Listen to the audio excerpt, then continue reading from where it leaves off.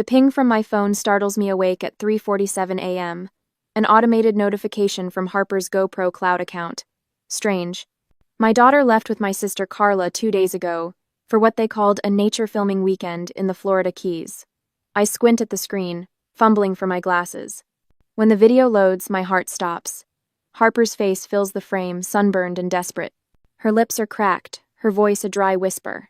"Mom, if you get this, I'm stuck on one of the 10,000 islands. No one's come back for me." The coffee mug slips from my hands, shattering against the kitchen tile. I replay the video, unable to process what I'm seeing. My 16-year-old daughter, alone on an island? This can't be real. "Please," Harper continues, her voice breaking. "I don't have much battery left. I think I'm on the eastern side, but everything looks the same." The timestamp shows the video was uploaded when her device finally found signal. The GPS coordinates haven't changed in 18 hours. My hands shake as I zoom in on her face. The hollows beneath her cheekbones, the fear in her eyes. Harper was supposed to return Sunday evening. It's Tuesday morning now, and when I texted Carla yesterday, she claimed Harper decided to extend her creative retreat. I press play again, watching my daughter's trembling hands adjust the camera. "I ran out of water yesterday," she whispers. "Please hurry." My stomach twists into a knot. How could this happen? 3 days earlier, Carla burst into my kitchen with her usual dramatic flair, all smiles and enthusiasm. "Hey sis, I've got the best idea. Harper and I should do a girls' weekend filming wildlife in the Keys. Just us girls bonding over nature and art." Harper had lit up at the invitation. My daughter, usually quiet and reserved, so eager for any attention from her glamorous aunt. That night at our parents' house, Mom and Dad couldn't stop praising Carla, finally taking an interest in Harper's photography. Dad had said, refilling Carla's wine glass. "That's what family does." When I mentioned proper safety equipment, Mom waved me off. "Don't be such a worrier, Jenna. Carla knows what she's doing." The red flag I ignored still burns in my memory.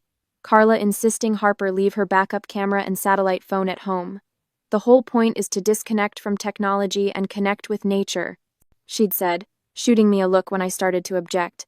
"Don't be such a helicopter parent." I dial Carla's number now, my fingers trembling against the screen. She answers on the 7th ring, her voice thick with sleep. "Do you know what time it is?" "Where is Harper?" I demand. "Oh, Harper?" Confusion drips from her voice, too exaggerated to be genuine. "She wanted to stay longer. You know how artistic kids are when they find inspiration. I just saw a video of her stranded on an island." A pause. "That's ridiculous.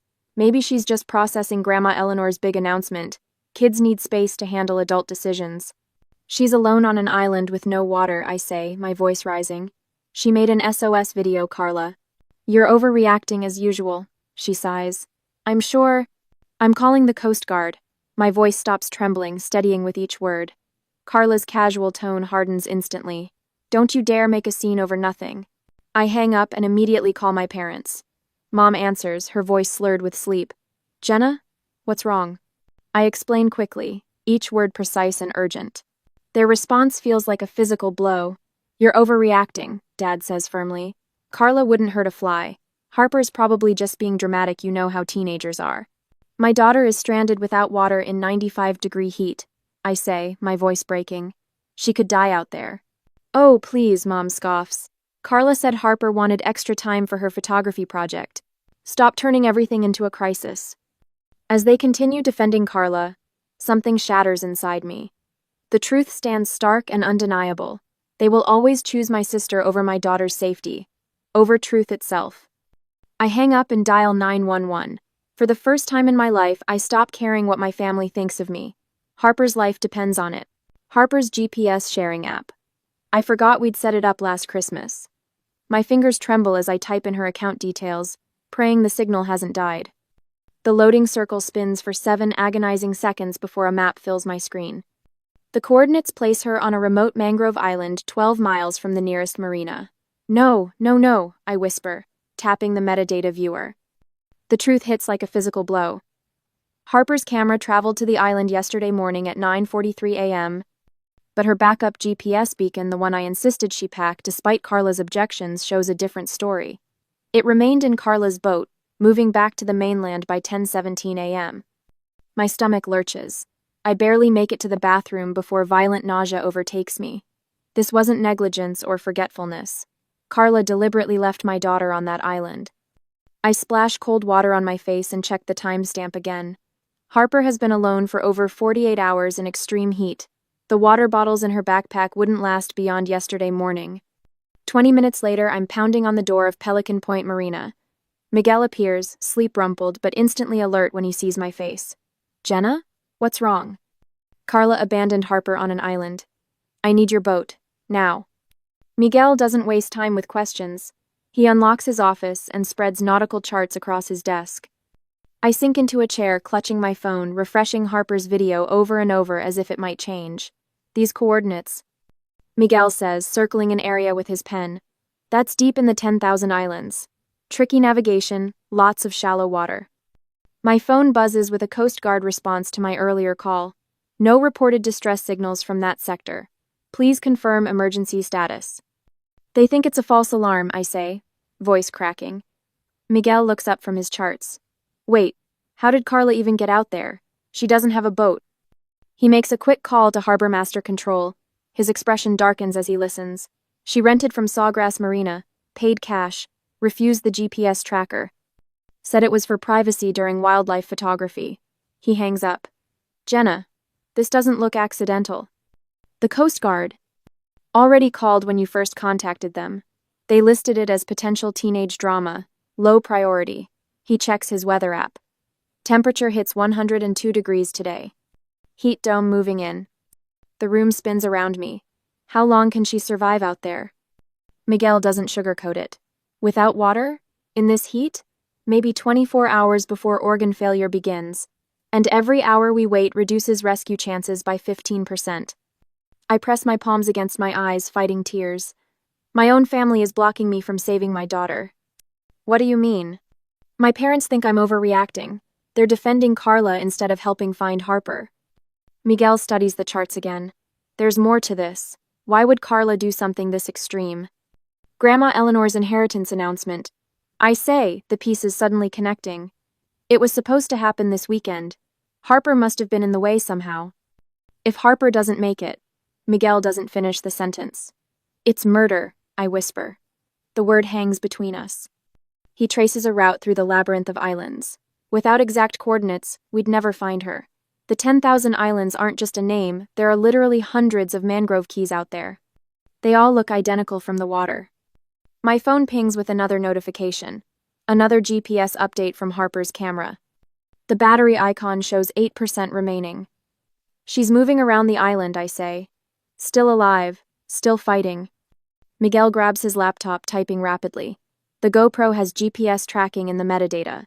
If we can access the cloud storage. Minutes pass like hours as he works. I pace the small office, imagining Harper alone, desperately conserving her dying phone battery to send one more signal. Got it. Miguel spins the laptop toward me. The screen shows precise coordinates from Harper's last upload. We leave in 5 minutes. I'll fuel the boat. As Miguel races to prepare his rescue vessel, I stare at the tiny blinking dot representing my daughter. Carla's calculated responses to my panic replay in my mind. She wanted to stay longer. You know how artistic kids are. Each word now drips with malice. Should I have called the police immediately and risked precious time explaining the situation? Or was I right to focus on the rescue first and deal with justice later? When your own family becomes the enemy, how do you decide between saving your child and exposing the truth? The marina lights flicker on as dawn breaks. Miguel calls from the dock. It's time to find my daughter. Later that morning, my phone buzzes as Miguel steers the boat around another mangrove island. I glance down to see Carla's Facebook post already gathering sympathetic comments. Family drama alert. Some people will do anything for attention. Pray for our family during this difficult time. My stomach clenches. She's already controlling the narrative. 3 more notifications pop up, messages from Aunt Susan, Uncle James, and my cousin Beth. Jenna, why are you causing all this trouble? Your sister is worried sick about you. Stop making these accusations against family. I switch off notifications as Miguel points to another small island in the distance. That's our 6th stop. We need to hurry before the tide changes. The radio crackles with static before a stern Coast Guard voice breaks through. Marine Unit 7, this is Commander Wilson. We've received a report about a mentally unstable woman making false rescue claims. Please confirm your current mission. I grab the radio, knuckles white. This is Jenna Calloway. My 16-year-old daughter Harper is stranded on one of these islands. I have GPS coordinates and video evidence. Ma'am, we've been contacted by your parents who say, my parents aren't here. I am, and I have proof. Miguel takes the radio. Commander, I've known the Calloway family 20 years. This is no false alarm. After clicking off, he shows me his phone screen. Carla has posted old photos of Harper looking moody at last year's Thanksgiving dinner. Teens these days, always needing space to find themselves, reads the caption. My work phone rings next. The firm's managing partner doesn't waste time with pleasantries. Jenna, the quarterly audit starts in 4 hours. Either you're leading it or we're finding someone who will. Your choice. My daughter is... Your job is on the line. Decision, now. I hang up without answering. The sun beats down mercilessly as we approach the 6th island. My head pounds from dehydration, each minute without water making it harder to focus. Every time my phone sits silent for more than 10 minutes, my chest tightens with panic. Is Harper still alive? The charter boat captain handed me the bill this morning. $3,200 for 2 days. The Coast Guard helicopter search will cost another $2,500. Add in the maritime rescue fees, and I'm looking at $8,000 I absolutely don't have. Miguel tosses me a Gatorade bottle with "World's Best Mom" written in marker across the blue plastic. Harper drew this on my cooler last summer, he says, adjusting our course toward the 7th island. She knew you'd find her. For the first time in 72 hours, my lips twitch toward something almost like a smile. As we approach the 7th island, Miguel suddenly points toward the beach. There! White shells arranged in large letters spell out "help" on the sand. My heart hammers against my ribs. Harper! I call out, my voice breaking. Harper!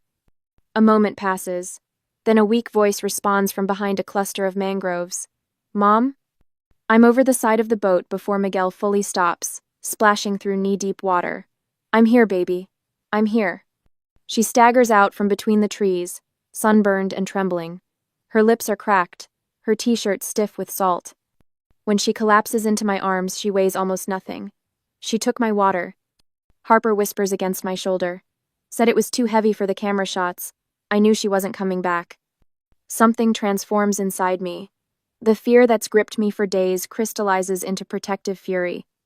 I hold Harper's frail body against mine, feeling her bones through her skin, and know I will never let anyone hurt her again. Miguel doesn't waste time with questions. He radios for a medical helicopter while retrieving an electrolyte solution from his emergency kit. Small sips, he instructs, guiding Harper to a shaded spot under the boat's canopy. My phone rings again, my father. Jenna, for God's sake, stop making scenes. Your mother is having heart palpitations over this. I hit the speaker button so Miguel can hear. I found Harper. She's severely dehydrated. Carla left her here to die. That's ridiculous. You've always been jealous. Miguel takes photos of Harper's condition and the abandoned camera equipment nearby. Documentation for the authorities, he says after I hang up. Harper's voice is barely audible, but her words are clear. She made me leave my emergency beacon in her boat, said it would interfere with the video quality. She swallows painfully.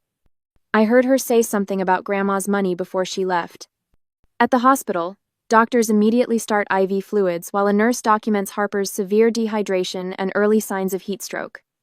Temperature 103.8, she calls out, pulse rapid and thready. I sit beside Harper, holding her hand as the medical team works. A notification appears on my phone, a memory from Harper's cloud storage I hadn't seen before. It's a video clip from her GoPro, showing Carla removing water bottles from Harper's backpack. This will teach everyone who really deserves Grandma's money. Carla's voice says clearly on the recording. As Harper drifts into medicated sleep, my phone buzzes with another notification. A Facebook photo shows Carla at a celebration dinner with my parents, champagne glasses raised in a toast. The caption reads, "Family always comes first." 2 days later, I spread the evidence across my kitchen table, organizing each piece methodically. Harper's GPS logs printed in neat columns. The hospital records documenting severe dehydration, early heat stroke, and the damage to her kidneys. The marina rental receipts Miguel obtained, showing Carla's cash payment, no credit card trail. And most damning of all, the GoPro footage showing my sister removing Harper's water supply while my daughter begged her to stop. "Are you sure about this?" I ask Harper, who sits wrapped in a blanket despite the warm morning. Her eyes still hold that haunted look. "Yes," she says, her voice stronger than yesterday. "She needs to face consequences." I nod, sealing the evidence package for Eleanor's estate attorney. Within an hour of receiving our documentation, he calls an emergency meeting. No delays, no excuses. Just immediate action. Child Protective Services has agreed to open a case. I tell Harper as I make a fresh pot of coffee. My hands no longer shake when I pour a cup. The district attorney's office has assigned a special prosecutor for child endangerment cases. Miguel arrives at noon with notarized statements from the marina staff. The harbor master remembers Carla specifically requesting no GPS tracking on the rental. He says, placing the documents in my evidence folder, said she wanted a pure nature experience without technology. Pure nature experience, I repeat, tasting the bitterness of those words. She left a 16-year-old without water in 95-degree heat. The Coast Guard investigator called. Miguel says, they've documented everything from the rescue, said it's the most clear-cut case of abandonment they've seen in 15 years. The doorbell rings at 3 o'clock. Eleanor's attorney stands on my porch, his leather briefcase clutched tightly. "We need to talk," he says. "Immediately." Carla's Facebook page lights up that evening with a carefully crafted statement.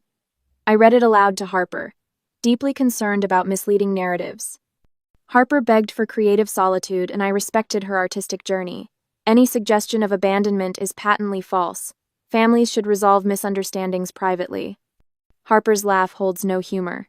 I begged her not to take my water. "She's claiming you staged the whole thing," I say, scrolling through comments filled with sympathy for my sister. "Play the video," Harper says. I press play on the GoPro footage we've watched a dozen times now. Carla's voice comes through clearly. "You don't need all this water. It's weighing down the boat. Your camera setup is more important." Harper's recorded voice responds, "Please don't take those. I need water out here." Carla's dismissive laugh cuts through the speaker.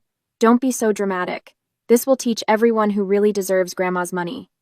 My phone rings. Eleanor's attorney again. I've just informed Carla that her power of attorney has been revoked. All estate documents have been updated, removing her as beneficiary. His voice carries a professional detachment that somehow makes the news more satisfying. "Miss Calloway," the district attorney's office called. They're fast-tracking the endangerment charges based on the medical evidence and recorded confession. I hang up and sit beside Harper on the couch, taking her still too thin hand in mine. When the DA offered Carla a plea deal to avoid felony charges, I hesitated. Would accepting her guilty plea to a misdemeanor bring faster justice? Or should I push for the full prosecution that might take years, but ensure she faces serious consequences? Miguel arrives the next morning to drive us to the Marine Patrol office. I watch from the waiting area as he gives his statement, describing how Carla insisted on paying cash, refused safety equipment, and specifically requested a boat without tracking capabilities. "She asked me if I rented boats," he tells the officer. "When I said yes, she asked if I required ID or kept rental records. When I said of course, she went elsewhere." That afternoon, Eleanor visits Harper in person. I watch my daughter's face transform as her grandmother takes her hands. "I've made it official," Eleanor says. "You are the sole beneficiary of my estate, effective immediately. The full amount, all $1.8 million, will be placed in a trust for your education and future." She glances at me. "No one else will have access or control." Dr. Lansing from the hospital arrives later with copies of Harper's medical charts. "I've provided detailed testimony about her condition upon rescue," she explains. "The dehydration was life-threatening. Another 12 hours would have resulted in organ failure." In days to come, the local news station calls requesting an interview. I decline, but they run the story anyway. "Teen abandoned on island for inheritance money" becomes the headline across 3 counties. My parents stop returning my calls after the news story airs. Their voicemail fills up with my messages, each more direct than the last. The neighbors I grew up with start sharing stories with reporters about Carla's mounting debts, her desperation after Eleanor announced her inheritance decision. "Your sister's lawyer called." The DA tells me during our meeting. He's advising her to accept the plea deal. I stare out the window at the courthouse steps where Carla will soon face a judge. She knew exactly what she was doing. Yes, the DA agrees, shuffling papers. And now she knows she can't win. Due to much stress with the courthouse and the hearings, my daughter collapsed, so she was sent to the hospital. I was worried sick, yet I had to focus on the strategy to get the justice we deserve. One Wednesday morning, the soft knock on Harper's hospital room door sends my pulse racing. The door swings open, and Carla glides in with my parents trailing behind her like loyal subjects following their queen. My father clutches a bouquet of carnations, the cheapest flowers from the gift shop. "Oh, Harper," Carla whispers, her voice trembling with manufactured emotion. "We've been so worried." I shift closer to Harper's bed, my hand resting protectively on her arm, the IV tubing snakes from her wrist, still delivering fluids to her dehydrated body. "We're here to make amends," my father announces, his speech practiced and hollow. "Family needs to stand together during difficult times." My mother nods, dabbing at dry eyes with a tissue. What happened was a terrible misunderstanding. Carla never meant for Harper to be in any danger. Carla sniffles, a single tear tracking perfectly down her cheek. "I would never intentionally hurt my niece. You know that, Jenna. Family forgiveness is what God expects of good Christians." My father adds, his pastor voice in full effect. "Eleanor would want us to come together, not tear each other apart with these accusations." My mother steps forward, her jewelry clinking softly. "Perhaps if Harper's inheritance was shared with the whole family, we could heal these wounds together. After all, family money should benefit everyone. Dropping these ridiculous charges would show everyone you're still the good Christian woman we raised," my father says, his tone suggesting the matter is settled. Redemption is possible for all of us. I reach for my phone, keeping my eyes locked on Carla's. "Before we discuss forgiveness, I'd like you all to hear something." I tap the screen and Carla's voice fills the room. "This will teach everyone who really deserves Grandma's money. Little Miss Perfect Harper won't seem so special after 2 days without water." Carla's face drains of color. That's taken out of context." "Is this also out of context?" I ask, playing another clip where Carla tells Harper, "Nobody's coming back for you. Not until the will is settled." The hospital room door opens again. Eleanor's attorney, Mrs. Whitfield, walks in carrying a leather portfolio. Her gray suit matches her steel-colored hair. "Perfect timing," I say. "Mrs. Whitfield has something to share with all of us." Mrs. Whitfield adjusts her glasses. "We've completed our financial investigation into Carla's situation." She removes several documents from her portfolio. "These bank records show Carla currently owes $127,000 to various creditors, a sum that almost precisely matches what she expected to receive from Eleanor's estate." My father stammers, "That's private information." "Not when it establishes motive for attempted murder," Mrs. Whitfield replies calmly. I stand, feeling stronger than I have in years. "We also discovered something interesting in Carla's search history." I hold up another printout. Multiple searches about survival rates on isolated islands, dehydration timelines, how long the human body can last without water in extreme heat. Carla lunges toward me, but I don't flinch. "You planned this, Carla. You left my daughter to die for money." "I never." "Harper survived your plan," I say, my voice steady and cold. "Now you'll survive the consequences." My mother grabs my arm. "Jenna, please. We can work this out as a family." I pull away from her touch. "We stopped being family the moment you chose her over Harper's life." I press the call button. When the nurse appears, I say, "Could you please call security? These people need to leave." 2 security guards arrive within minutes. As they escort my family out, Carla turns to spit final venom. "You'll regret this." Harper squeezes my hand as the door closes behind them. "They really weren't coming back for me, were they?" "No, sweetie, but I will always come for you." The morning of Carla's arraignment brings clear skies and a crisp breeze. We stand on the courthouse steps, Harper's hand firmly in mine. News vans line the street, cameras pointed in our direction. The judge permitted me to read my victim impact statement outside rather than in the crowded courtroom. Harper's therapist suggested it might be less traumatic this way. Reporters thrust microphones toward us as I unfold my prepared statement. Cameras click in rapid succession. My daughter spent 57 abandoned on an island without adequate water or shelter. I begin, my voice carrying across the crowd. She suffered severe dehydration, second-degree sunburns, and heat exhaustion. She now experiences nightmares where she wakes up screaming, convinced she's alone and dying of thirst. Carla appears at the top of the steps, flanked by her attorney. "This is ridiculous," she shouts. "She's always been dramatic, just like her mother." The judge, who had stepped outside to observe, signals to the bailiff. "Miss Calloway, you will refrain from interrupting or I'll have you removed." Carla falls silent as the bailiff approaches, handcuffs ready. I continue reading, detailing Harper's ongoing physical and emotional recovery.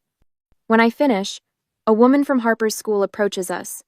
"We've been following your story," she says, squeezing Harper's shoulder.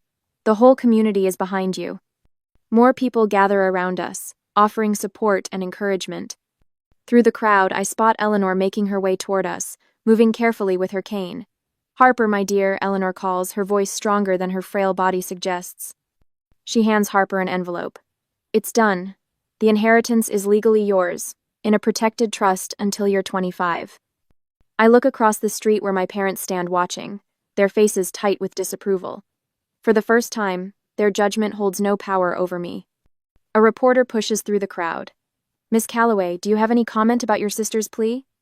I look directly into the camera. "Some people see children as obstacles to money. I see money as a tool to protect my child." 2 weeks later, Carla pleads guilty to child endangerment. The judge sentences her to 18 months in prison plus full restitution for the rescue costs. I watch her being led away, feeling not joy but quiet resolution. That evening, the mail brings a letter from my parents. The envelope sits unopened on the kitchen counter as Harper and I eat dinner. "Aren't you going to read it?"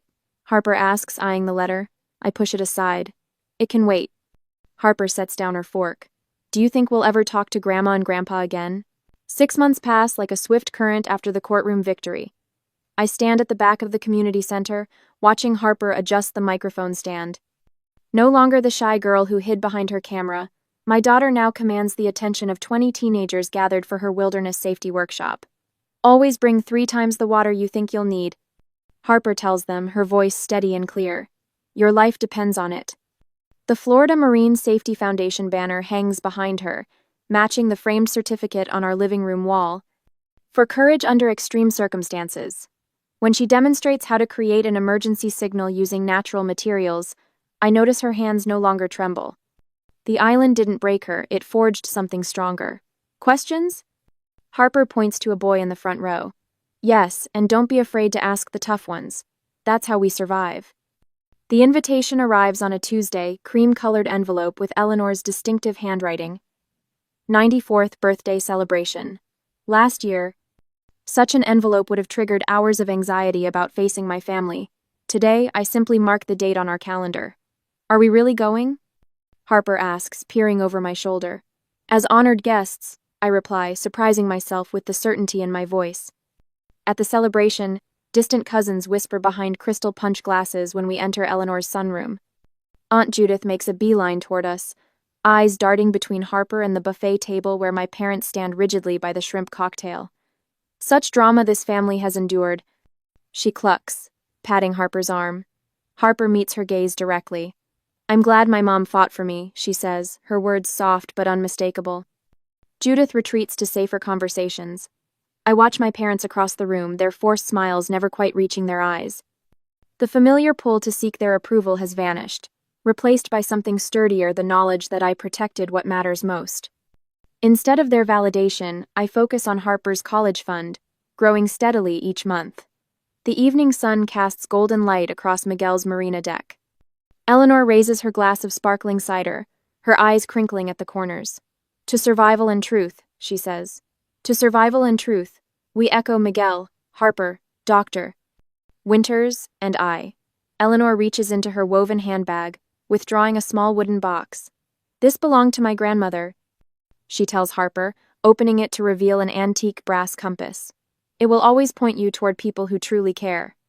Harper clutches it against her chest, wordless gratitude shining in her eyes. The Stanford acceptance letter arrives in April. Full scholarship to study marine biology, inspired by what Harper calls my unplanned field research. She tapes it beside her survival workshop calendar, both symbols of transformation. I file the final paperwork for my nonprofit lighthouse families designed to help navigate the treacherous waters of child endangerment cases. The first donation comes from Eleanor, who establishes the Harper Calloway Survivor Fund with a $50,000 check. For those who need a compass, the memo line reads. On the kitchen table, Harper spreads maps for our first voluntary camping trip. No islands this time, just the Appalachian foothills with proper equipment and emergency beacons. She meticulously checks each item against her safety list, confidence replacing the fear that once shadowed her movements. As I watch Harper pack signal flares and extra water purification tablets, I wonder, when family becomes your greatest threat, how do you define what home really means? Would you have fought as hard for the truth, or chosen the easier path of family peace? Harper catches me watching and tosses me a compass with a grin. Home, I realize, isn't the place where others accept you. It's where you learn to accept yourself.